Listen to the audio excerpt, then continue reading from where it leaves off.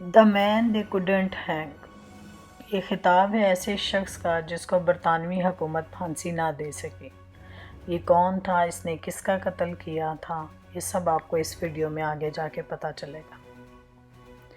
George Henry, اس کا مکمل نام تھا جان تھیری بیبیکون لی۔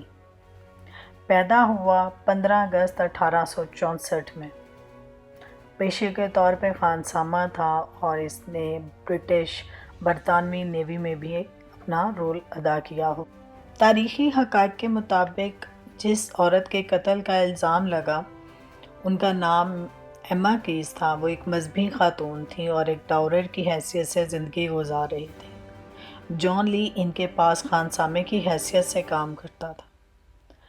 مس کیز کا وحشیانہ قتل 14 اور 15 نومبر کی رات 1884 میں ہوا۔ صبح کے 3:30 کا ٹائم تھا جب مس کیز کی نوکرانی الیزے نے فائر الارم آن کر دیا۔ جیسے ہی اس کو وہ دھواں نظر آیا جو کہ آگ کے سبب لگا ہوا۔ جب وہ نیچے پہنچی تو اس نے مس کیز کو مردہ حالت میں پایا۔ اس حالت میں پانے کے بعد دیکھا گیا کہ ان پر بے تحاشا تشدد کیا گیا ہے، سر پر چوٹ کے نشان موجود تھے۔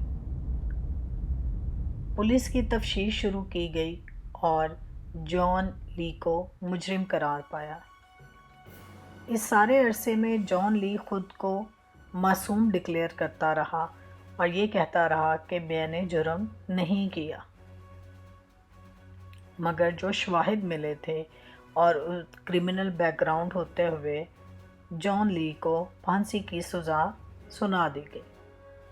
مگر پھانسی گھاٹ پر کچھ ایسا ہوا کہ اس شخص کو یہ لقب دیا گیا۔ جب پھانسی گھاٹ پر پہنچے اور وہاں پر اس کو کھڑا کیا گیا، کھڑا کرنے کے بعد عمومی طور پر جب لیور کھینچا جاتا ہے تو جس شخص کو پھانسی دی جاتی ہے وہ نیچے گر جاتا ہے اور پھانسی ہو جاتی ہے۔ مگر اس شخص کے ساتھ معمہ ہوا کہ جب اس کو پھانسی دی جانے لگی، لیور کھینچا جاتا، تختہ نیچے سے ہلکا سا سرکتا مگر یہ نیچے نہیں گرتا۔ وہاں پر موجود وارڈنز نے پھانسی گھاٹ کو دوبارہ سے چیک کیا، بوری رکھ کے تجربہ کیا کہ کیا اس میں کوئی خرابی پیدا تو نہیں ہو گئی، مگر وہ ٹھیک تھا۔ مگر جیسے ہی دوبارہ سے جان لی کو پھانسی دینے کے لیے کھڑا کیا گیا، دوبارہ وہی سب کچھ ہوا اور اس نیچے نہیں گیا۔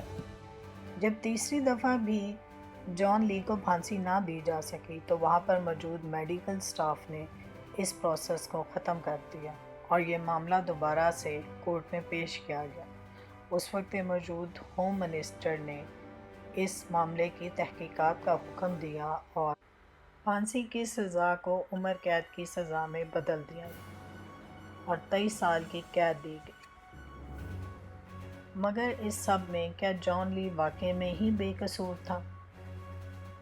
جب ٹرائل شروع ہوا اور اس کی آخری دفعہ ملاقات ہوئی وہاں پر موجود پریکٹیشنر سے، تو وہ یہ بات کہتا تھا کہ میں جانتا ہوں کہ یہ قتل کس نے کیا ہے، مگر میں یہ راز قبر میں لے کے جاؤں گا۔ جان لی کی وفات امریکہ میں 19 اگست 1945 میں ہوئی۔